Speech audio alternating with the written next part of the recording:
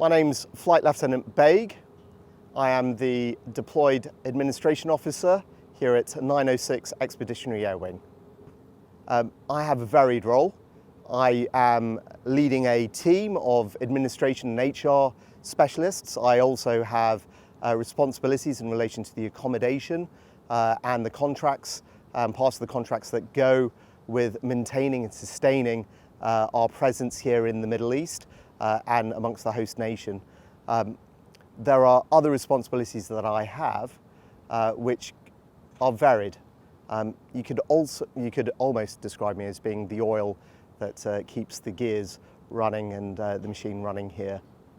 I've only just arrived into theatre, but there are a number of challenges that I, as a reservist, am looking forward to being able to overcome and embrace.